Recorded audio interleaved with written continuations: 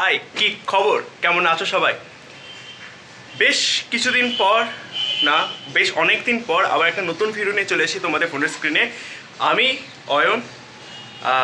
আজকে আমি যাচ্ছি বাঁশবেড়িয়া হংসেশ্বরী মন্দিরে, মা হংসেশ্বরী মন্দিরে। তো তোমরা সেখানে কি করে যাবে, কি কখন পুজো দেওয়ার নিয়ম, ভোগ তোমরা কি কখন পাবে, কুপনের কত দাম, আর মন্দিরের সংক্ষিপ্ত কিছু ইতিহাস তোমাদের এই ভিডিওতে বলা থাকবে। তো চলো, আজকে আর বেশি কথা বলবো না, ভিডিওটা শুরু করছি। ইন্টারেস্টিং ভিডিও, স্কিপ না করে পুরোটা দেখো। চলো শুরু করা যাক ভিডিওটা। তার আগে তোমরা সমগ্র তো অনেক পড়েছো, গল্প সমগ্র, কবিতা সমগ্র, আবার উপন্যাস সমগ্র, কিন্তু এখন সমগ্র দেখার পালা। নমস্কার বন্ধুগণ, সকলকে জানাই আমার চ্যানেলে সুস্বাগতম। আমি অয়ন, তোমরা দেখছো ব্লগ সমগ্র।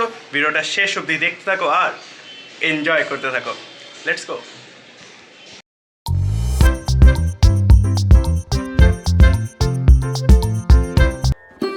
হংসেশ্বরী মন্দির যাবার জন্যে প্রথমেই তোমাদের নিকটবর্তী স্টেশন থেকে একটি ট্রেনে করে বাঁশবেড়িয়া স্টেশনে নামতে হবে।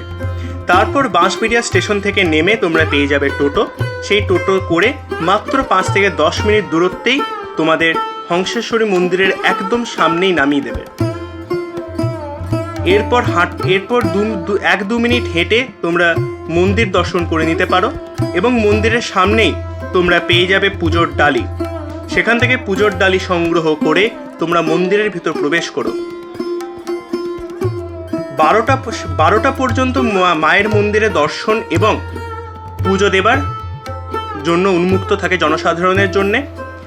এবং যেখানে তোমরা পুজো দিচ্ছ তার পাশেই তোমরা পেয়ে যাবে ভোগের কুপন, মাত্র 50 টাকার বিনিময়ে। 12:30টার সময় মাকে ভোগ দেওয়া হয় এবং আধ ঘন্টার জন্যে মন্দির বন্ধ করে দেওয়া হয়। তারপর আবার 1টা থেকে মন্দির জনসাধারণের দর্শনের জন্য খুলে দেওয়া হয় এবং 1টা থেকে দেওয়া হয় ভোগ। তোমরা ভোগ সংগ্রহ করে নিতে পারো মন্দিরের পাশেই।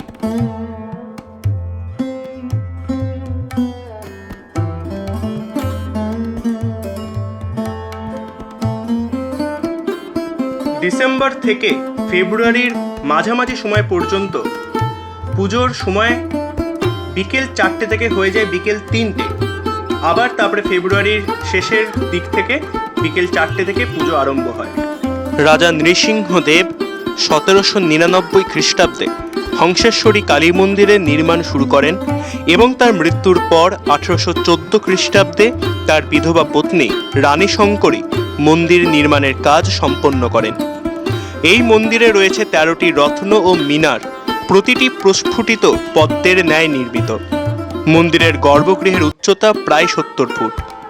গোলাকার বেদির উপর পাথরে নির্মিত শায়িত শিব মূর্তির নাভি থেকে উদ্গত প্রস্ফুটিত পদ্মের উপর দেবী হংসেশ্বরী মূর্তি নির্মিত।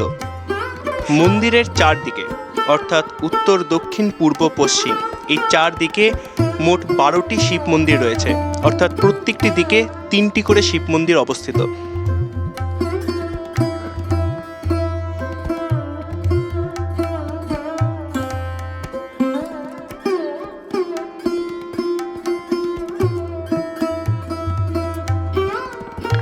এটি হলো অনন্ত বাসুদেব মন্দির।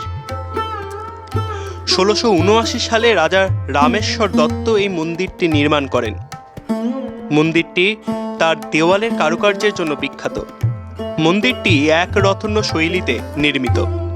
মন্দিরের চূড়াটি অষ্টভুজাকার।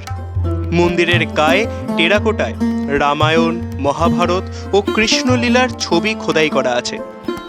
মন্দিরটি 4 চালা কাঠামোর উপর নির্মিত এবং এর শিখরের চূড়া বা রত্নটি অষ্টকোণাকার। সম্পূর্ণ মন্দিরটি ইট দিয়ে নির্মিত। 4 কোণা নকশার এই মন্দিরের 3 পাশে 3টি করে খিলানযুক্ত অলিন্দ রয়েছে।